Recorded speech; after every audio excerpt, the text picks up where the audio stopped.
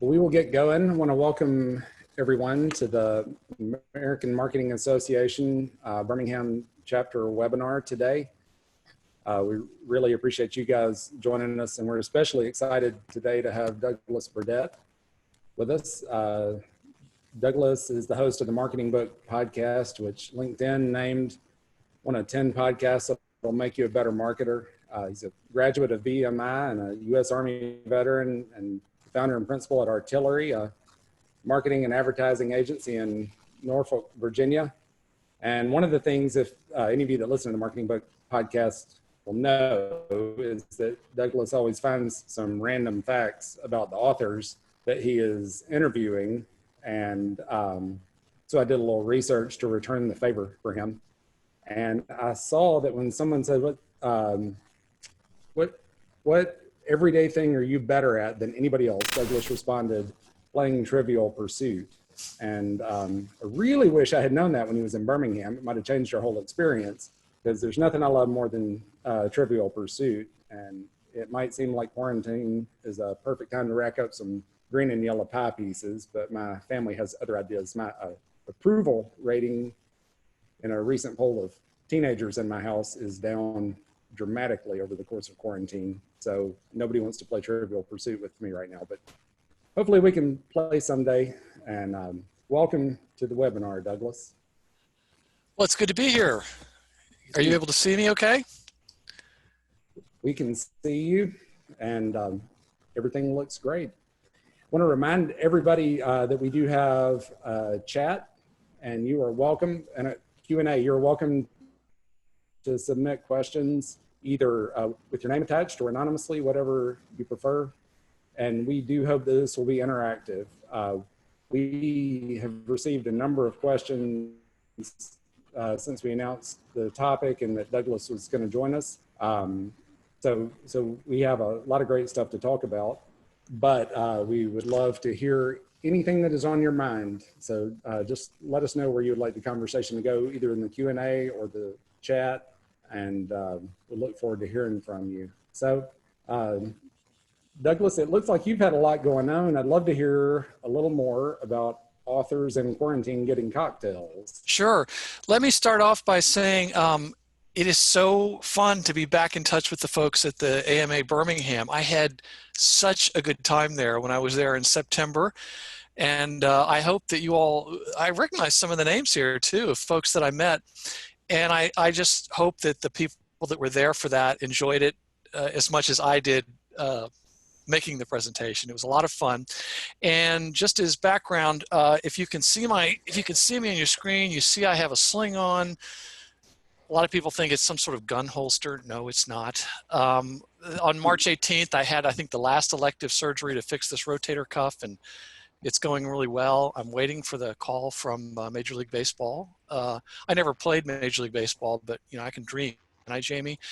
And it's going fine. In fact, I'm leaving here to go to therapy again. But at that point, I just said, you know, I'm going to stop shaving too. I mean, I want to be like Jamie Paris. And so I've never gone this long without shaving. Maybe it was my military background or the fact that years ago on Madison Avenue, I worked on the Schick razor account. So I always been a very good shaver. So, and then I'm also holding out hope that at one point, if they need an extra for like a Civil War movie, you know, maybe I could step up.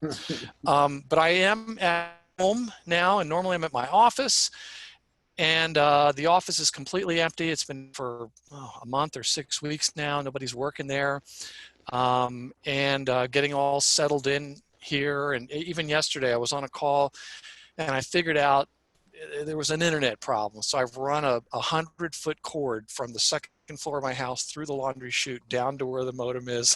I think a lot of people at home are probably figuring out little hacks like that. So the thing that I did that probably got Jamie's attention is that normally on the Marketing Book podcast, each Friday I publish an interview with the author of a new marketing or sales book. And I've been doing that for over 5 years, every Friday since January of 2015. And I think tomorrow's episode 275 or something like that. And so I heard from a couple authors who said, hey, Douglas, I don't have another book, but I was wondering if I could come on just to talk about a few things. And you know, normally it's just an interview with an author about a book. And I started hearing from a lot of listeners saying, you know, things have been turned upside down. I heard from some listeners who had gotten suddenly laid off. They just did not see it coming. And I started trying to communicate with them and offer some hope and some ideas and some tips. And finally, there is an author who is from Birmingham, Alabama, graduate of the University of Alabama. Okay, I can see in the chat pane, I just said the right thing, except for all the people that went to Auburn and UA and all those other places. But his name is Philip Stutz, and he has this firm where he's a political consultant, very successful political consultant. And then a couple of years ago, he opened a separate corporate marketing firm. And they do a lot of research, you know, polling research, all that sort of thing for their various clients. And he said, I've got some very fresh information about consumer sentiment about the COVID-19 virus. And at that point I said, okay, you know what, I am going to do it. I'm suddenly not as busy. My family doesn't really want to talk to me as much as I once thought they did, but it's sort of like Jamie's talking about having teenagers in the house. Mine are in their 20s, but it's another story. You know what, I'm just going to set up this thing, and I like Jerry Seinfeld. So instead of authors in cars getting, comedians in cars getting coffee, I thought author quarantine getting cocktails. And so I started just interviewing one author a day, and they were suddenly very accessible. They were all drinking for the most part. And so I said, let's just have a conversation and talk about what's going on, what people could be thinking about, what you're doing, maybe give the listeners something to do, give the host something to do.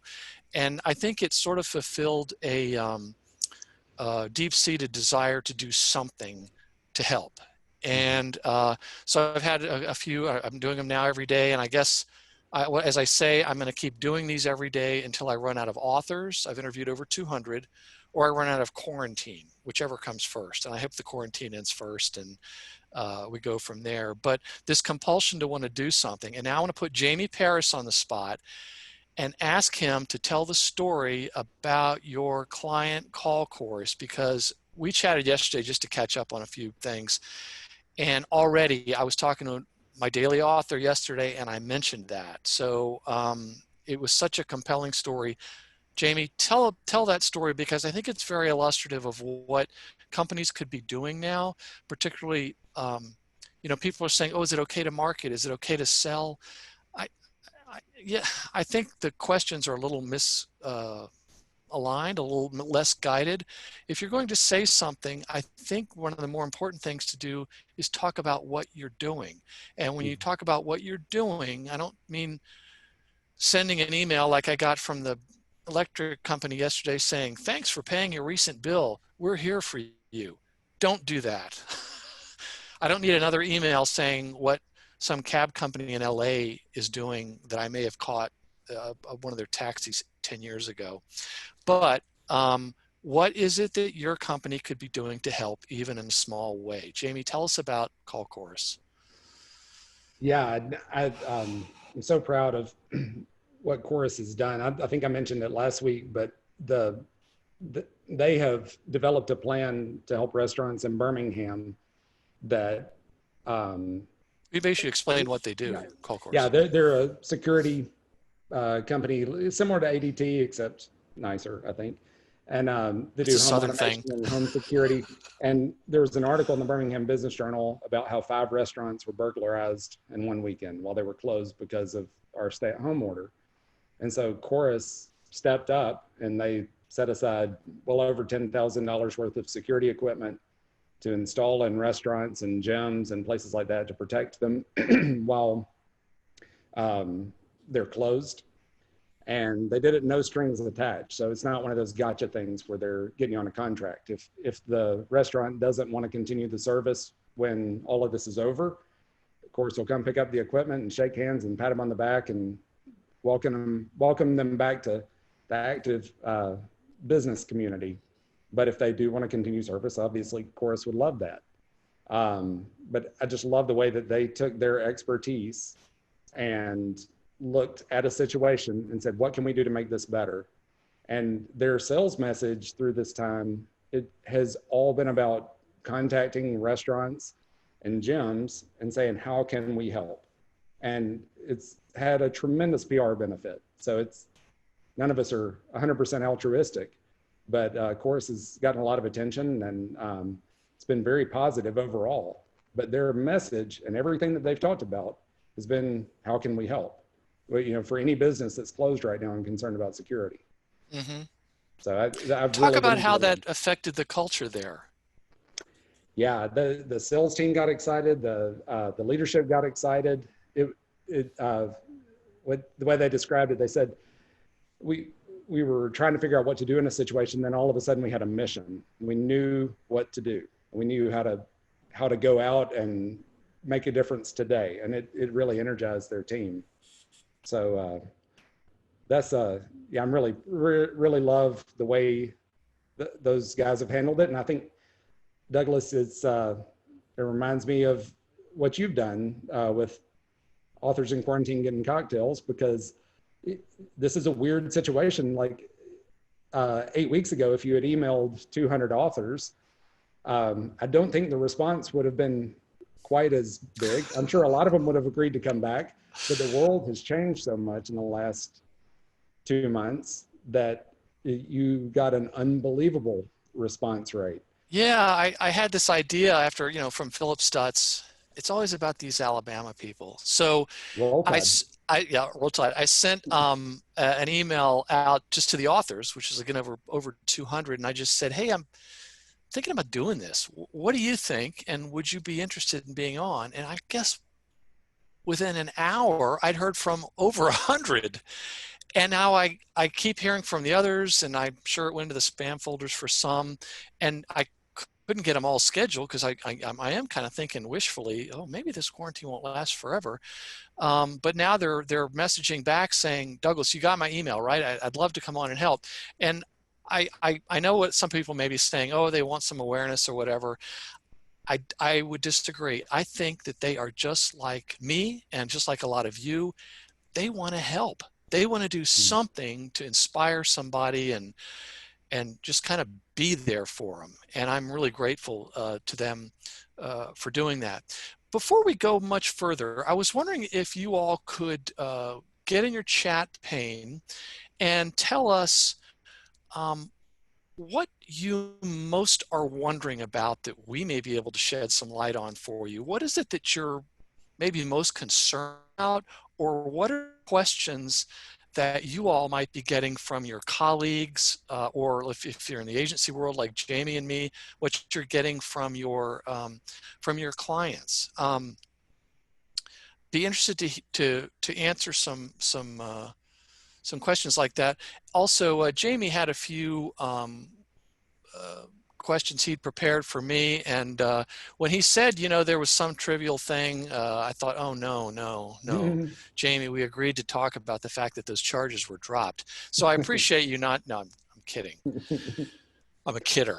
And in fact, 10 years ago, in lieu of a midlife crisis, I did start performing stand-up comedy. And I'm all better now. Thanks. I did stop the performing of the stand-up comedy, but we're so glad that wasn't so successful that you never turned to a marketing book podcast. That's right.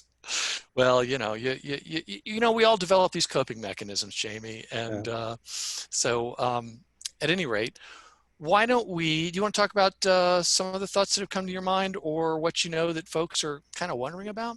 Yeah, so we got a question last week that inspired this, and from somebody that attended that has a lot of clients nationwide that are used to meeting face to face. They're not accustomed to Zoom meetings and phone calls. They're used to FaceTime, and this individual could tell that the relationships were suffering a little bit. There was a little more distance. The communication wasn't quite as good. So I wondered, out of all of the conversations you've had and the wisdom that you bring, what does that bring to mind? How can we preserve close customer relationships with people that are not used to working this way? Well, let's start by acknowledging that it's not as being virtual talking on Zoom like we are right now is still not as powerful and effective as an in-person meeting, okay? So let's disabuse anyone of the notion that they can, this is a perfect replacement. It is not. And just a couple weeks ago, I got an email from the Harvard Business Review people that do the publicity for the books that they produce. And after a while, you get on enough lists and they know who you are.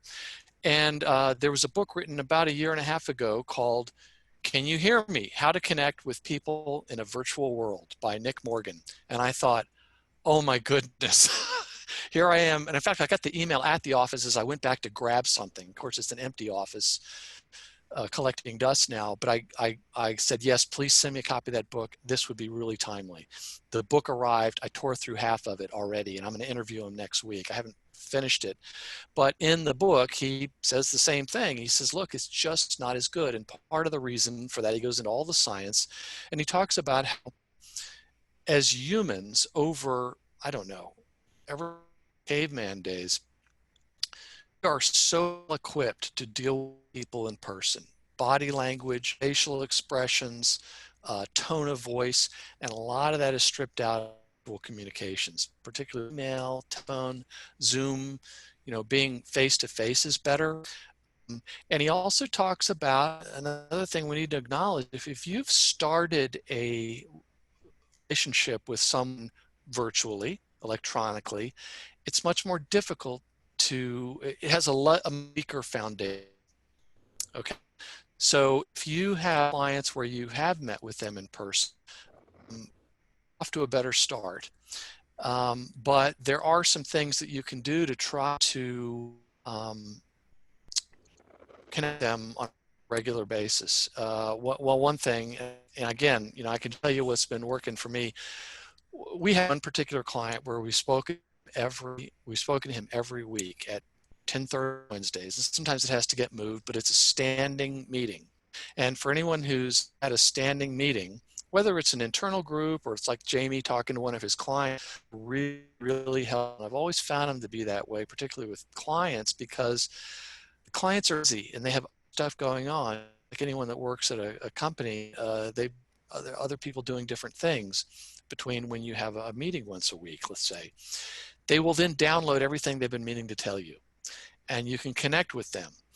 And those are helpful if you can get a standing meeting. And I've found that people are even more receptive to that now because they are feeling a little less connected. So keep in mind that if you are dealing with clients, who was it who mentioned that last week? Was it? She was with the nonprofit?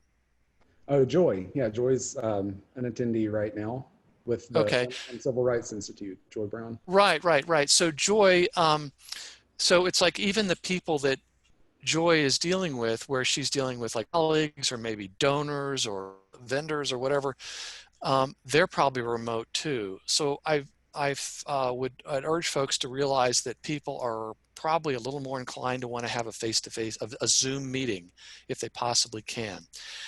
So don't be reluctant to set those up. And if it's somebody you deal with frequently, just set something up, a standing time. The attendance seems to be a whole lot better these days. Mm-hmm. The other thing that we need to keep in mind is that, little things like on Zoom. If you are on a laptop like you are right now, and I'm not, I'm on an iMac, you tend to look down at the speaker. And these seem really kind of trivial, but they really have a big impact on the subconscious of the person you're speaking to. Put it up on a box. Put it up so that, like, if you can see Jamie right now, he's looking straight at me. I'm looking at the computer and I'm sitting down. Also, you really have to work hard at the empathy on a Zoom call, and so you have to pay even more attention to what the other person is saying, so you can track it, which when we're meeting in person, it's much easier to do that. So another tip that I have is to put your screen on full screen. And the reason why it doesn't matter so much to the person you're talking to, but you don't start multitasking. Mhm. Try to resist that. I mean, I actually have special software, and I can see that most of you are playing solitaire right now. So stop it. No, I'm kidding. Again, I'm a kidder. But if you put it at full screen, you aren't as tempted, and you actually are forced to focus on the other people. Now, another thing is that, let's say you're in sales or business development, and you still want to check in with people. Let's say it's a discovery call. It's still okay. You know, people still, maybe they're not ready to buy right now, but they still want to talk to you, and they're still shopping. They just may not be ready to pull the trigger, and some might be able to. And I guarantee if you're in sales and you are reaching out, you're going to stand out even more. And you're being respectful of them. And if you're selling correctly, where Anthony Iannarino, who's been on the show 3 times, he's written these fantastic sales books. He likes to say that sales is not something you do to someone. It's something you do with someone and for someone. So when he's been, I spoke to him, his episode publishes tomorrow. Oh, I need to get that edited. It's a pretty quick thing. But he talks about that. And there's been a few other authors that I've spoken to. And if you want to find that section of our website, I'm not saying to multitask right now, but you just go to marketingbookcocktails.com and you'll go right to that special series I'm doing for the Marketing Book Podcast. And if someone says, is it okay to sell now? I have to wonder what their conception of sales is. It may be a little more old school than it should be. And I've got lots of books. I can send you links to the interviews if that would be helpful. So it's okay to do that. And we've already talked about the marketing idea where, you know, you want to keep in touch with folks, but perhaps now more than ever, you want to think, why are we sending this message? And I'll just, you know, kind of an idea that this one client we've got all this evergreen content, and we're helping to share that on social media on a regular basis. And it's helpful stuff, things like that. We stopped doing that. In other words, and as a result, their traffic went down because about 30% of their traffic is from social media that we share. You know, it's got to be valuable, helpful content, because we're only focusing on newsworthy things, things related to COVID, things like that for their particular audience. It's actually an economic development organization in a municipality. And they're just trying to be more mindful, you know, more helpful in the moment. So those are a few things. Also, keep in mind your backdrop. I'm here in my study, which I haven't finished cleaning up, and I have this nice screen I can put behind me. And I will get things cleaned up once I can lift stuff with my shoulder. I'm going to wear this sling for like another year because I've been able to get at it. I didn't even have to do the lawn. I got to call somebody and say, hey, would you please cut the lawn? Yeah. I don't know. I've never been able to get these things over my wife, but that's not important. So I think, so we were talking about things to help with that. I would also like to remind folks of something that has been mentioned in so many books, particularly about sales, of the power of a handwritten note. You know, my daughter, who is a senior at Sewanee, which Jamie knows very well. He's visited there. He's got friends that went there. She's a senior at Sewanee. She came home for spring break. They sent an email that said, please don't come back. Can't plan on graduation ceremonies either. Kind of upset about that. I'm more concerned about people like Jamie's son, who's on his way to start college next fall. I think there's much greater uncertainty there. So not to stress you out, Jamie, but I had made some note cards for her years ago, or had some ordered that just had her name on them, and you know, she could send them off to friends. And she's been asking me for stamps. We didn't have a lot of stamps at the house. We had them some at the office. And the reason she wanted these stamps is she and her friends are all sending each other notes in the mail. I mean, and I'm not the first one. I always send notes to people just to thank them for something. It really, you know, is helpful, or if maybe I saw an article or something, it really brightens their day. So, and you know what? Let's say your clients or your colleagues or whatever are at home. You could say, hey, I know you're not at the office. I want to send you something in the mail I think you'll like. I just want to send you a note. Approximately 100% of people will give you their home mailing address. Oh, yeah. So that's a helpful way to do it, particularly with your clients. Let me mention just one other thing, and I'll turn it back over to Jamie. And again, this is something that you know, when I've spoken to these authors, it's really, really interesting, and I hope it's interesting for the listeners, but it's so revelatory. And a couple of authors have talked about this concept of, you know, what's going to change, and we should be aware of people who say everything in marketing is going to change, everything in sales is going to change, everything in human nature is going to change. Look, humans don't really change. I mean, maybe the tools change, but humans have a few, I want to say a half dozen motivations going back to our caveman days. We are concerned about fear and harm in whatever way that manifests it, physical harm or harm to our reputation, harm to our faith, harm to our future ability, earning ability. And people want to be loved. They want love. They want to be part of a group. They want to be accepted. Those are never going away. So, however, a lot of the things that have been knocking around in our worlds up until we started this quarantine, they were already there, but what's happening now is a lot of things are being accelerated. So in other words, like look at Zoom.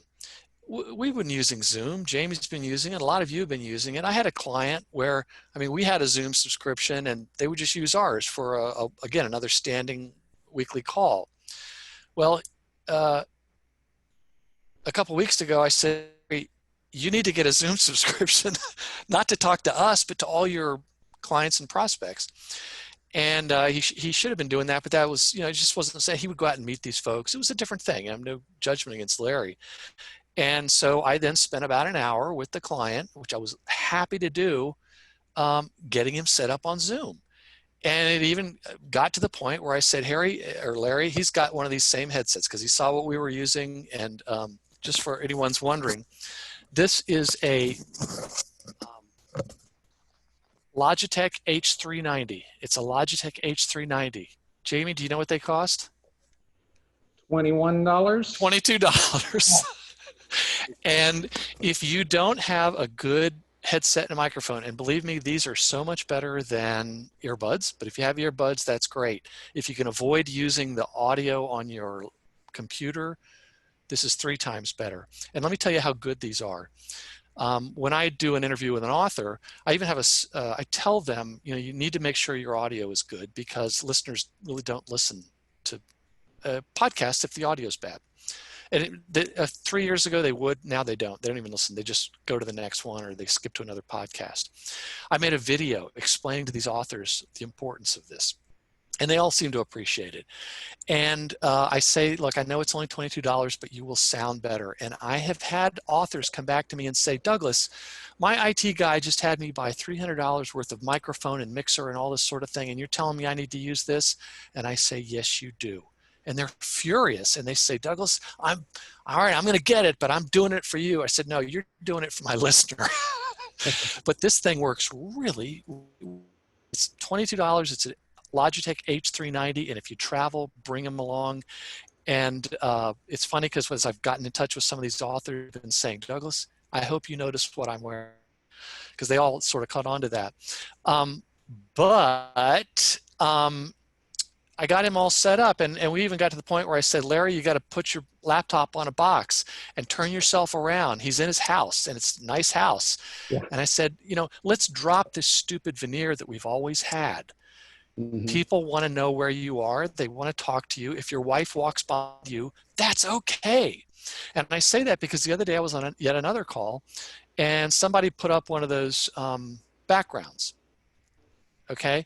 And I know those are kind of looking, but there were a group of us on there. Her son walked behind her, and it looked like a ghost going by on that fake backdrop. And somebody, we all know each other, and they said, hey, Bevan, looks like we saw a ghost go by there. Yeah, that was mine. I'm thinking, you know, just be natural. You're going to start the call anyway and say, I'm at my house. I think that this, maybe there's some reluctance to say you're working from home. I think it's the first thing you should say. I'm working from home, or I'm trying to work from home. And so if you hear a dog, that's fine. The other thing that I wanted to suggest is that, and this may be more applicable to people that are in the agency world, like Jamie, but you need to wear pants. And I say that because there was an article in the Wall Street Journal about people that might have had a blazer on and a shirt, and I'm not sure how much they were wearing down below. The dog barked and wanted to be let in. He got up and started walking away, and everyone was like, dude, you got to put some pants on. So at any rate, this is my second day to wear a collared shirt since March the 16th. I think so. I feel pretty fancy right now. Well, and you look pretty fancy. You look like you're in an office. Are you at your office? Yeah, I came to the office because just out of respect for everybody attending, my little dog loves to bark so much. So I need a little peace and quiet so that we could do this today. And nobody else is here right now. Jamie, it sounds to me like the dog needed a break. Well, there's bourbon here too, so I'll be fine either way. Yeah. But yeah, I really hear what you're saying. I think people need to feel that connection. I'm reading a book, which one of the rare books I read that I don't think you've interviewed the author, Bruce Daisley, Eat, Sleep, Work, Repeat. It's about creating a positive, productive work environment. And one of the things he talks about is how on the old psychology studies on Maslow's hierarchy of needs, it used to be that they thought until your food and shelter were cared for, you couldn't start thinking about connection. So you kind of work your way up until at the top of the hierarchy, you have personal fulfillment. And what studies have shown is that personal connection is equal in importance to humans to food and shelter. So like that really is highlighted in a time like this where people feel disconnected, that our ability to connect with others is equal to our need for food. You know, I don't think there's a person on this call that's disagreeing with you now that we've all experienced it. Yeah. And I was talking to an author the other day, I think it was last Saturday. I mean, we got to have cocktails on Saturday too, right? Am I right? All right. So, and he thank you for the sacrifice that your liver is making so that we can all have a productive and informative quarantine. Jamie Paris, I suffer from my art. Okay. No, it looks like I'm drinking a lot more, but I can probably have like one drink a day because I'm so busy and I'm doing other things and trying to keep the business going and taking care of customers and all that. But it's a good busy, it's like I'm productive. And I think I'm getting so much psychically out of just talking to other people. And just like we had the conversation we had yesterday, Paul Smith, he's written a number of books about storytelling and very much so about the science behind storytelling. And we talked about this when I was down there in September, but he has this one book that's absolutely one of my favorites. And I know I say that about all the books on the show, but I do get to pick the ones that are on the show. And he talks about the 25 stories that every salesperson should have, not their stories, but the type of story that you should have for your own particular business. They're really powerful when you're talking to prospects. And the one thing you should never say is, I'd like to tell you a story. He explains it all in the book. But he was saying that the thing that he really misses is live music. Mm-hmm. He'd forgotten how much he really liked that. And so as a result, he said he's actually going to hire a local musician and he's going to do like a party for all, up to 100 Zoom friends, just so they can perform, because he wants to support a local musician that he likes. You know what? I'm finally figuring out there are some questions here. And why don't we talk about those? First off, Julie Ellis, you're saying, yeah, Sawani's right. That's the big cheer for Sawani. Julie, and only somebody, a Sawani person would know that. Did you go to Sawani, Julie? Julie and I go to church together, and okay. So she's a friend, and so all the Episcopalians know about Sawani. All the Episcopalians know about Sawani, and we are not all Alabama and Auburn. See, we do have right the representation here. And when I was there were a number of people from the University of Alabama at Birmingham, and I do know about that school because and this embarrasses the heck out of my kids, but one of your alumni, I'm a big fan of one of your alumni, Sam Hunt. Okay. I like Sam Hunt and I like drinking White Claws. There, I said it. Okay. You cast those aspersions, but Thanks for coming clean. I'm coming clean. Yeah. So let's see another one. Shannon, what have you all heard about the virtual exhibit hall concept? We just had our largest trade show of the year canceled. Oh man, for this July, and they're evaluating what that means, how we as a vendor will pay, and how we can still glean some of the lead gen benefits as an in-person event. Any thoughts or recommendations? Well, Shannon, is it the trade show that you go to, or do you all put the trade show on? I think she was saying that it's they're a vendor. A vendor, Not to okay. pay. Yeah, this is a tough one because it's kind of like, I was just talking to an author last week who's written a book about content marketing, and it was Melanie Diesel, the content, well, stay tuned. It's a book about how to produce almost endless content ideas. It's brilliant. But she was talking about how you should think about the focus first and then the format. And she was giving an example of how live video probably could have been, a lot of live video that you all may have seen could have just been a video that's edited together, but somebody goes, oh, let's do a live video. Check the box. And I wonder if it's some of the same sort of thing with this virtual exhibit hall. People are wanting to meet at a virtual exhibit hall. And I again, I don't have the answer, but I'm almost wondering if we could go step back and think, well, what are the people that are attending that? What do they want? What do they need? And I go back to a study I read by one of the big exhibit companies, Skyline Exhibits, I think, and there's others too, but they say one of the top, maybe the number 2 thing people want from these trade shows is to learn something new, learn a new skill, or find out about what's going on. And I think number 1 was probably meeting other people. Well, we just can't do that right now. But I'm wondering if maybe there is some sort of educational content that you all might be able to do where you don't have to rely exclusively on the exhibitor, the ones organizing it, but you probably have a list of customers that's worth its weight in gold. And you could say, hey, you know what, we can't get together, so we'd like to offer some, we'd like to help, and we'd like to offer a couple of webinars for our customers that we're going to find helpful. We're not going to do it forever. And if you are wondering what you could do webinars on, and again, look how we're doing this. So we didn't pay a lot of money for the Zoom subscriptions anymore. And frankly, when I do webinars, I like the Zoom better than the Citrix, GoToWebinar, all those other, they just seem a little clunkier. Zoom is newer. And you could say to get together with your sales team, and you could, let's see here, I'm trying to see the message again. You could say, what are the top 25 questions that we get from customers? What are the things that they would like to know about? And the reason you do that, or ask your sales team, what are the questions you guys answer 4 times a day? You can start to write all these down. And sometimes we do this in an exercise with clients. We have 150 written up on the walls of the room. And they start to realize, if we get this question a lot, people are probably searching for a lot, and they would appreciate hearing the answer. Even if they already know the answer, it's a great affirmation.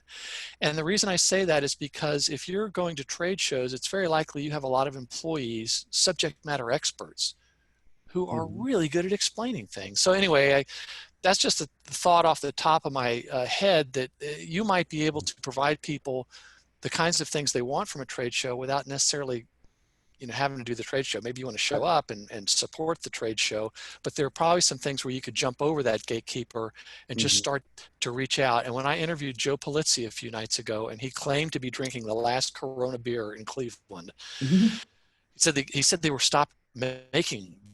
For me, is tragedy. So he said he's written multiple content marketing books. He's the founder of the Content Marketing Institute.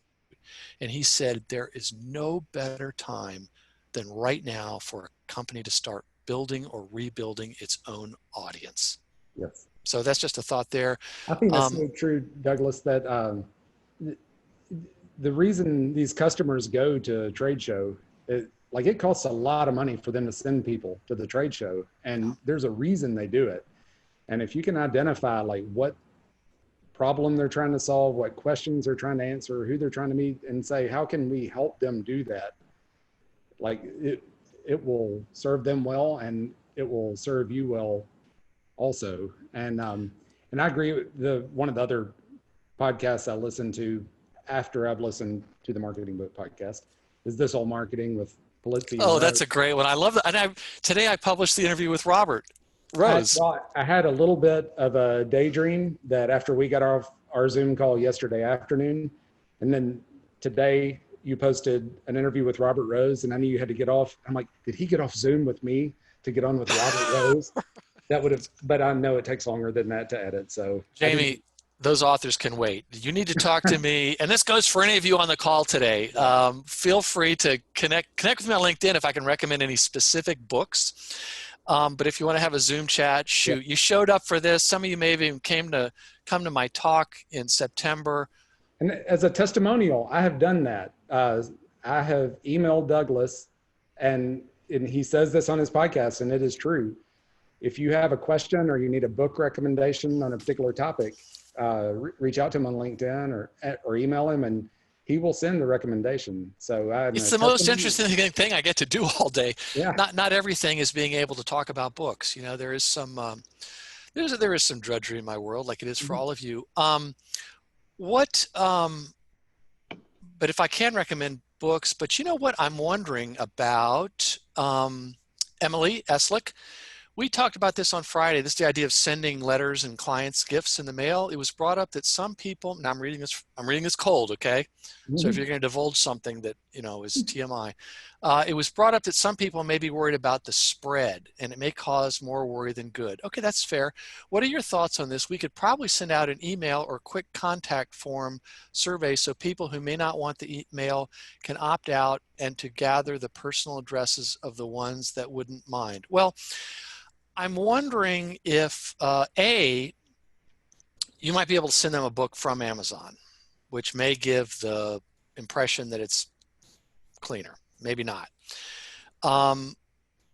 But rather than asking them beforehand if you can do it like in a mass email, would it be possible for you to have somebody there connect with them personally on the phone and just say, hey, we want to send you something. We think it might be helpful. Would that be okay? Can I get your mailing address? Because I know you're not going to the office. What does that do? It gets you on the phone with them. They have a phone call, and they may have to, you know, call you back, but just ask. And FYI, chat is disabled. Did I do something wrong? Oh, it's enabled now, I think. Okay. I think I messed it up. But in terms of that, you know, the more personalized you can make it, the better. And call them up beforehand. This one client, in fact, it was the same one I was mentioning before, the economic development client. When this whole thing went down, we could not talk about it. And he has once a month emails that go out, and they're really funny, and people love them. They're really human, and if they didn't send them out, people would miss them, which is really the number one metric of email marketing. And this was all about call me, you know, let me. And it was very funny because, and we helped write it, but it was like it's in his voice. He clearly would be saying this, and it was like, for the sake of my wife, would you please call me, because she is just about had it trying to talking to me. And it was also about, you know, I might be able to help. I'd be a sympathetic ear. And the first day it went out, there were 10 voice messages on the office phone, even more calls on his mobile phone, and there must have been 30 emails back. It's a few thousand people on the mailing list, but just saying, Larry, I haven't met you, but I love you. And this really touched my heart, and they told their story. Wow. So just, you know, I know there are some younger people on the call today, you know, maybe the age of my kids who are in their 20s.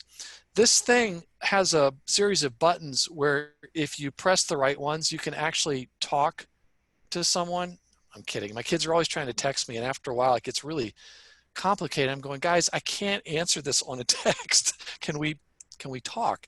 So anyway, people really seem to appreciate it. Oh, and I'll stop. But I read an article that said the number of phone calls is skyrocketing.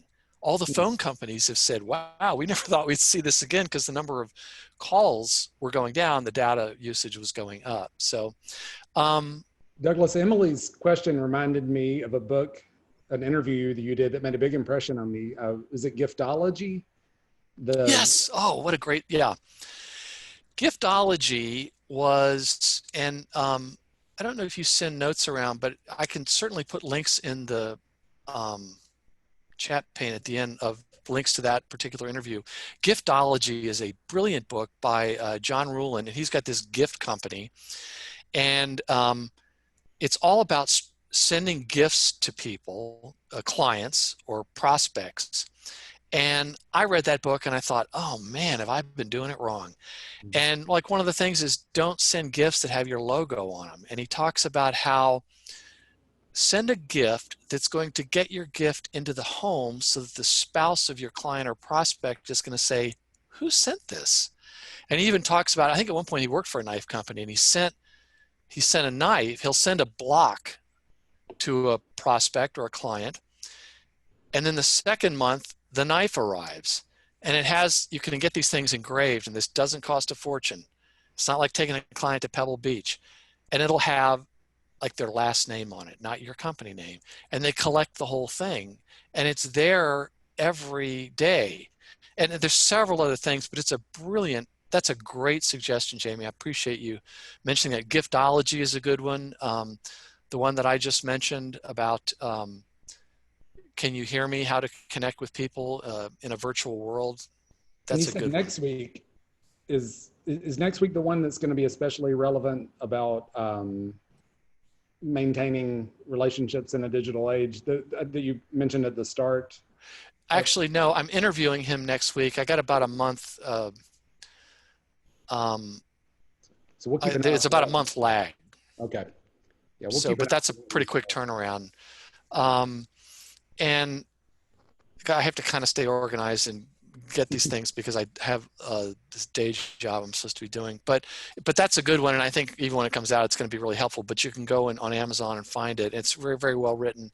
That's a good one. What about let's see here, Roll Tide, very good. Julie Ellis. Okay, were there 8? Oh wait, there's more here. Okay. Okay. All right. So I think we got those questions answered. What were some of the other things that you've been hearing from folks there? Well, I want to say we'll take a quick note from our sponsor here, the American Marketing Association. So as I said, I'm the president of our chapter here in Birmingham.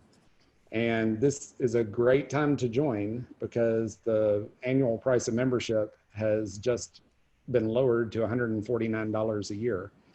And we are doing this now because the American Marketing Association is such an important part of our lives and our careers. And we meet for monthly luncheons and networking events and workshops where we learn different skills. And I went to school for psychology, as you may have guessed with my little Maslow's hierarchy of needs diversion. But so I learned marketing on the job, and the AMA has been a wonderful place for me to grow as a professional and to feel more confident in this new career that I morphed into. So please email me or let me know if you have any questions about membership. We would really love to have you. And it is half as much as it was a few weeks ago. So it's $149. And, you know, if that doesn't commend it enough for you, I actually got to meet Douglas Burdett face to face because of the American Marketing Association. And I even got to meet Robert Rose face to face. And I'm not saying really? That's a bigger deal, but it was a pretty big deal to get to meet Robert. I'm a fan kind of a big deal. Yeah. So we got to meet him at the Leadership Summit. Oh, really? Yeah. And Douglas is a former AMA board member, and it was through AMA that we connected, and he was one of our most popular speakers in 2019. And now he's agreed to help us out while we're in quarantine. So yeah, well, anything that, you know, would increase my chances of getting invited back someday. I was the programming coach years ago, and even with another person doing it, it was a lot of work. And I mentioned that when I was there, and of course I had to make it into a joke because I said, you know, we would bring these speakers in and they'd be pretty good, and but you'd always wonder like, oh man. And then one time we did bring a speaker in and he wasn't any good. And I felt horrible. And I said this at the beginning of my talk to you all. And I said, Jamie, I'm only mentioning that because in about 5 minutes, you're going to start feeling that way. Well, I must say that the onslaught of complaints that we got after you spoke was manageable. So it. That's great. I appreciate that. You know, it's all about, it's not about, you know, falling down. It's about getting back up. The other thing, I forgot what I was going to say. I predict that your membership after this is over, don't be surprised if it comes roaring back. And here's why I say that. It's a great chapter, obviously. I mean, I just had so much fun meeting all of you, but also now that this has been taken away from us, I think everyone, whether consciously or not, has a sense of wanting to get around other people.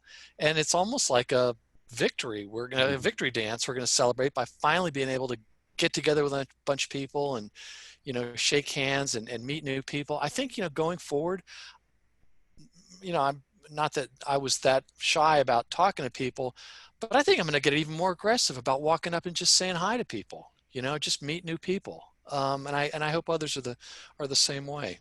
Well, we said in the chat, what are you looking forward to? And we had live music, travel, college football, and nobody said your suggestion yesterday, which was going up to strangers in the park and hugging them.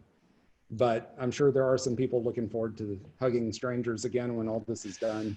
Jamie, once you've had a restraining order filed against you, the others just don't really bother you as much. So, I'm sorry, I'm looking at the wrong one. What are you guys looking forward to when all this is done? Live music, college football? Absolutely. To travel. Oh my goodness, travel. You know, I was talking to Anthony Anarino. I mentioned him. I talked to him Saturday night, and he said, I would get on a plane tomorrow. Just because he misses traveling and speaking and working with clients. And I said, you know, Anthony, I would get on a plane tomorrow too, but for different reasons. Because the number one thing I miss about travel is getting frisked by TSA agents.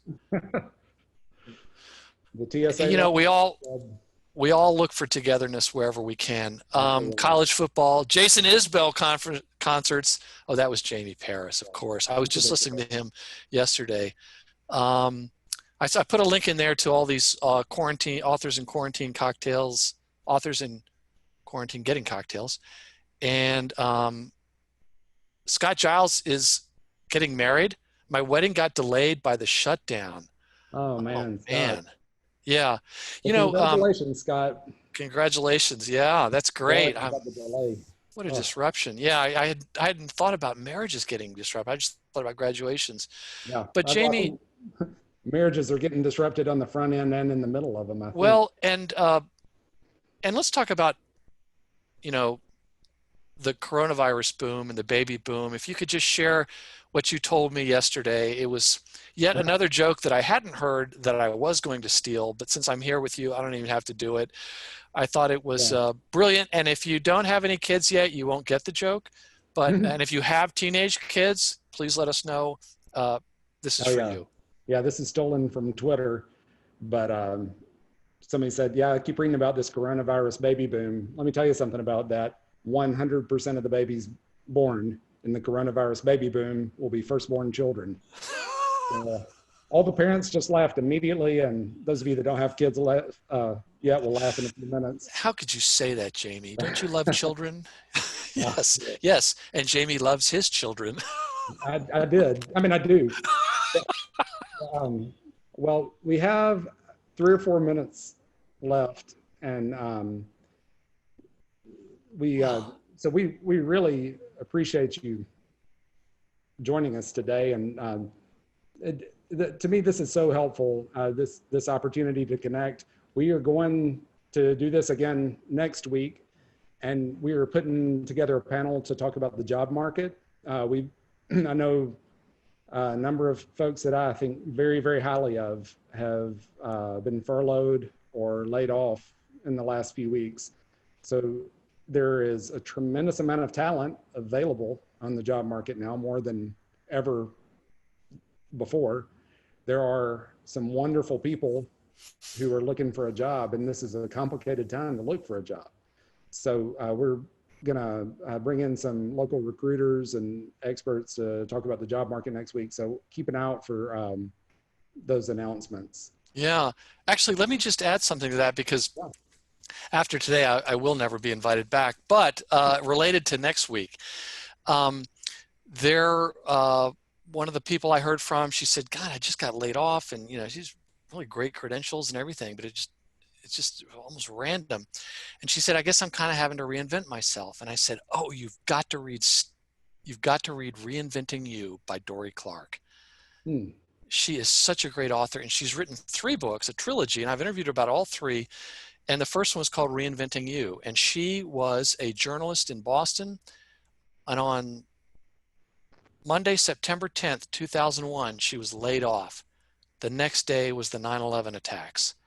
And she realized that sounds similar, where she goes, well, and then in 2001, I think it was the best years for newspapers ever. And it's been a drop off a cliff ever since then.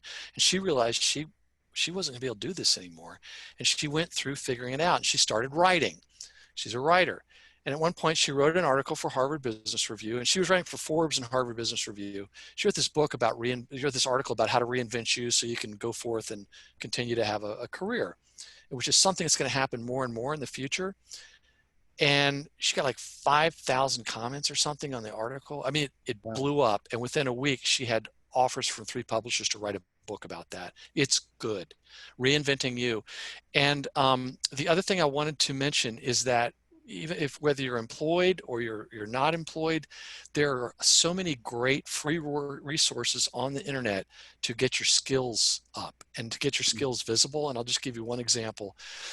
We use HubSpot. A lot of people maybe have heard of that software company, and that's how I knew about it. But they have this thing called HubSpot Academy, and there must be 25 different certifications, and only about 3 or 4 about their product. And you can't even take those certifications unless you're a customer, because it doesn't make, you have to be familiar with the product. But at least 20 are just about broad sales and marketing topics. And they are really well done. And I know some of the folks at HubSpot Academy, and I know how they put this together, and they keep iterating and refining it each year. And it's very current too. When you pass the test, and again, this is all free and you do not have to be a customer of theirs, you can then put it on your LinkedIn profile. And trust me when I tell you that recruiters are looking for stuff like that. And there have been enough books on the show over the last 270 something that talk about how the skills crisis is so acute. And whenever, I've been talking to somebody or someone, I see that on their profile, and maybe they want to ask me about a job, or they're, I'm trying to help them out.